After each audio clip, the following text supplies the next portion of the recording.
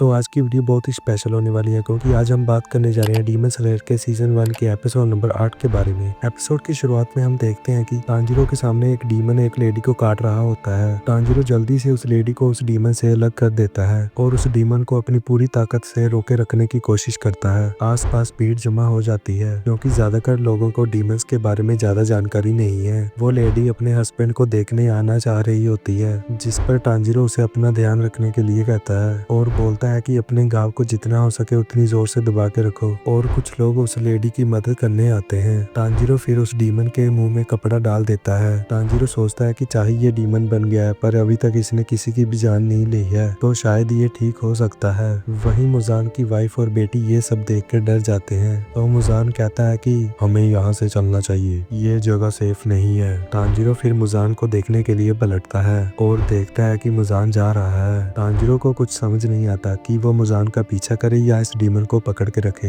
अगर उसने इस डीमन को छोड़ दिया तो आसपास कई लोग मारे जाएंगे। तांजीरो अब इस आदमी को इस हालत में खुला छोड़कर नहीं जा सकता था, तो तांजीरो वहीं से चिल्लाता है, मुजान की बुत्सुजी, तुम दुनिया में कहीं भी चले जाओ, तुम मुझसे अब नहीं बच सकते हो। मुजान की वाइफ पूछती है, ये आखिर कौन है और क्यों चिल्ला रहा है? पर मुजान कोई जवाब दिए बिना चलता जाता है। तांजीरो आगे चिल्लाता है कि तुम जितना चाहे उतना दूर जा सकते हो, पर मैं तुम्हें नर्क में भी ढूंढ लूंगा और तुम जो मरते वक्त आखिरी चीज देखोगे वो मेरी तलवार होगी। तुमने जो किया है मैं उसके लिए तुम्हें माफ नहीं करूंगा। इतने में वहाँ पुलिस आ जाती है और तांजीरो को उस आदमी के ऊपर से हट जाने को कहती है। वहाँ के लोगों को लग रहा होता है कि इस आदमी ने पी रखी होती है। पुलिस तांजीरो को बार बार हटने को कहती है, जिस पर तांजीरो कहता है कि हमें इस आदमी को बांध कर रखना होगा और सिर्फ मैं ही हूँ जो इस आदमी को पकड़ कर रख सकता है। पुलिस को तांजीरो एक बच्चा लगता है जो कि जिद कर रहा है, तो फिर वो कहते हैं कि अगर तुम नहीं हटे तो हमें तुम पे फोर्स का इस्तेमाल करना पड़ेगा,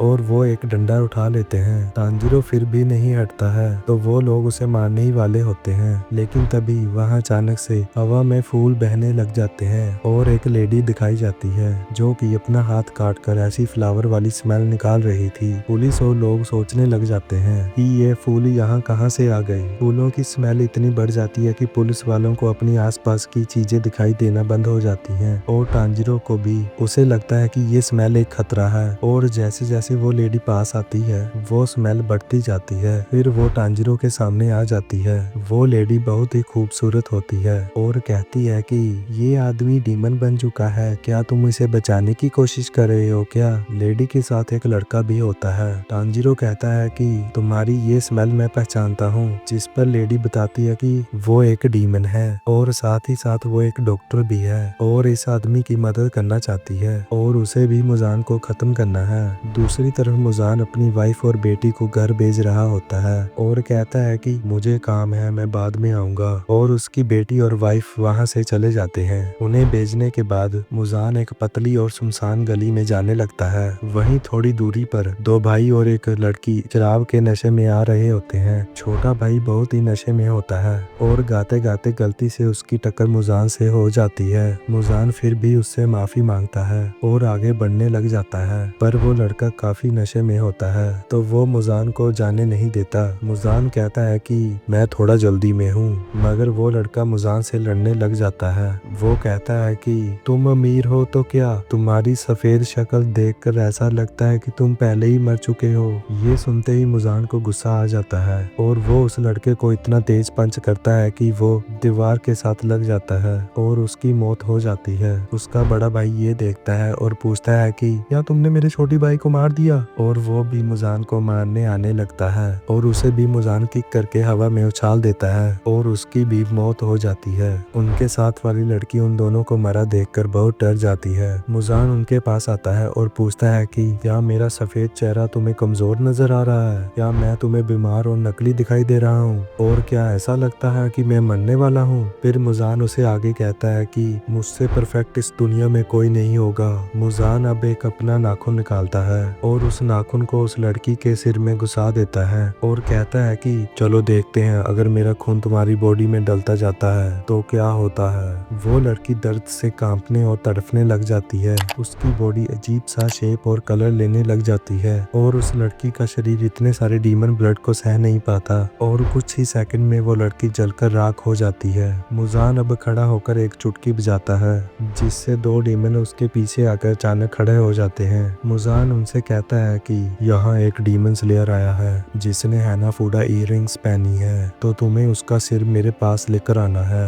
वो दोनों डीमन वहाँ से चले जाते हैं और मुजान हैनाफूडा इयररिंग्स का नाम लेकर थोड़ा सा डर कर एक सीन याद करता है जिसमें एक आदमी ने वैसी ही इयररिंग्स पहनी होती हैं और वो किसी पे तलवार रखकर खड़ा होता है। अब सिटी में सब कुछ सेटल हो चुका होता है और टांजिरो वापस उस नूडल की दुकान पर आता है जहाँ दुकान वाला टांजिरो के ऊपर बहुत चिल्ला रहा होता है, तुम इतनी अच्छी नूडल्स जमीन पर गिरा के भाग गए थे। टांजिरो उससे एक और नूडल की प्लेट मांगता है और प्रॉमिस करता है कि इस बार मैं पूरा खाऊंगा। फिर वो आदमी नेजुको के पास आकर चिल्लाता है कि अगर तुम्हें ये नूडल खाने हैं तो तुम्हें अपने मुंह से ये चीज निकालनी होगी। टांजिरो अब इस बात से गुस्से में आ जाता है और नूडल वाले के पीछे खड़ा होकर कहता है कि तुम एक काम करो, मुझे 2 प्लेट नूडल की दे दो, पर उसे कुछ मत कहो। और इतने ही गुस्से में वो दोनों प्लेट नूडल खा जाता है और कहता है कि ये बहुत अच्छे थे। अब नूडल वाला भी इससे बहुत खुश हो जाता है और टांजिरो और नेजुको वहाँ से चलने लग जाते हैं। उन्हें थोड़ी सी आगे जाके वो लड़का दिखाई देता है जो कि उस डीमन लेडी के साथ था। वो कहता है कि उसकी मैडम उन दोनों को बुला रही है ताकि वो दोनों एक सेफ जगह पर रह सकें। टांजिरो पहले मना करता है और फिर बाद में मान जाता है। वो लड़का नेजुको के बारे में कहता है कि तुम जानते हो ना, ये लड़की एक डीमन है, मैं तो इसे देख भी नहीं पा रहा हूँ क्योंकि ये बहुत ही बुरी दिखती है। अब टांजिरो को दोबारा गुस्सा आ जाता है और वो लड़के के ऊपर भी चिल्लाना शुरू कर देता है और वो बताता है कि उसके शहर में नेजुको सबसे खूबसूरत लड़की है और तुमने ऐसा कहा, इसके लिए मैं तुम्हें कभी माफ नहीं करूंगा। वो तीनों अब एक रास्ते के एंड पर पहुंच जाते हैं और टांजिरो उस लड़के को नेजुको की खूबसूरती के बारे में कहता रहता है और इतने में वो लड़का उस दीवार के आर पार चला जाता है और उन्हें भी ऐसा ही करने को कहता है। टांजिरो देखता है कि ये एक जादुई दीवार है जिसके अंदर बहुत बड़ा घर बना है और वह लेडी यहीं रहती है। वो लड़का अंदर आने से पहले टांजिरो को धमकी देता है कि तुम दोनों मैडम को परेशान नहीं कर सकते क्योंकि मैं सिर्फ मैडम के कहने पर ही तुम्हें यहाँ लाया हूँ। तीनों अब अंदर आते हैं जहाँ वो डीमन लेडी उस औरत का ट्रीटमेंट कर रही होती है। वो बताती है कि इस लड़की को ठीक होने में थोड़ा टाइम लगेगा मगर ये ठीक हो जाएगी, लेकिन इसके हस्बैंड को बेसमेंट में बंद करके रखा है। टांजिरो पूछता है कि आप डीमन हो, क्या आपको इंसानों का खून नहीं पीना होता है? जिस पर वो लड़का टांजिरो को मारकर कहता है कि तुम्हें ऐसा नहीं कहना चाहिए। वो लेडी उसे ऐसा करने से मना करती है और बताती है कि उसका नाम तमायो है और उस लड़के का नाम यूशिरो है। तमायो कहती है कि वो एक डीमन है लेकिन उसने अपनी बॉडी को सिचुएशन के हिसाब से चेंज कर लिया है, साथ ही मुजान के शराब को भी खुद से हटा दिया है। टांजिरो पूछता है कि कैसा शराब, तो तमायो उन्हें लेकर दूसरे रूम में आ जाती है। वो बताती है कि उन्होंने खुद को बहुत चेंज किया है और अब वो बस थोड़े से खून के सहारे जिंदा रह सकते हैं। वो लोग गरीब लोगों से थोड़ा सा खून डोनेशन के नाम पर खरीद लेते हैं। टांजिरो को ये देखकर समझ आता है कि इनमें से बाकी डीमंस की तरह स्मेल नहीं आती है लेकिन फिर भी इन्हें खून की जरूरत है। फिर तमायो बताती है कि योशिरो के साथ भी ऐसा ही है क्योंकि उसे तमायो ने ही डीमन बनाया है। टांजिरो अब शौक होकर पूछता है कि तुमने ये कैसे किया? तमायो कहती है कि सिर्फ मुजान ही लोगों को डीमन बना सकता है लेकिन फिर भी उसे 200 साल लगे और उसके बाद वो एक इंसान को डीमन बना पाई है। टांजिरो अब और शौक हो जाता है और तमायो से उसकी उम्र पूछता है, जिस पर दोबारा योशिरो उसे मारता है और कहता है कि तुम्हें पता नहीं किसी लेडी से उनकी उम्र नहीं पूछते। तमायो बताती है कि लोगों को डीमन बनाना उसका मिशन नहीं है और वो ऐसा तब करती है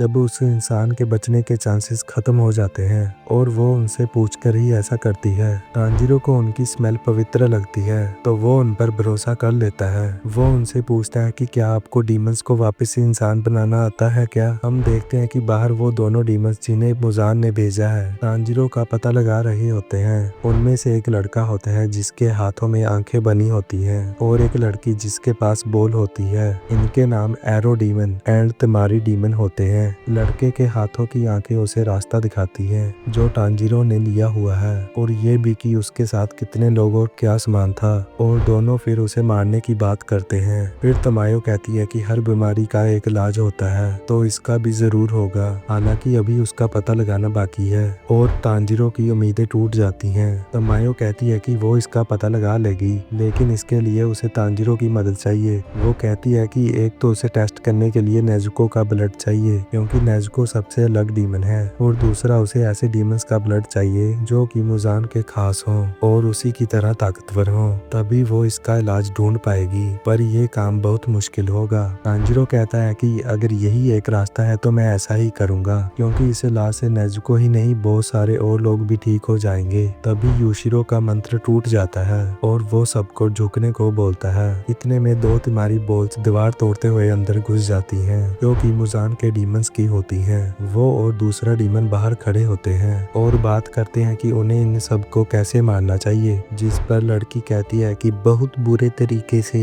और उनकी डरावनी प्रेजेंस से वो चारों घबरा जाते हैं। और ये एपिसोड दोस्तों यहीं पे खत्म हो जाता है। तो दोस्तों तांजीरो इन नए दो डीमंस को हरा पाएगा, ये जानने के लिए चैनल को सब्सक्राइब करके बेल आइकन दबाना ना भूलें। और मैं मिलता हूँ आपको एक और अमेजिंग एपिसोड के साथ। धन्यवाद।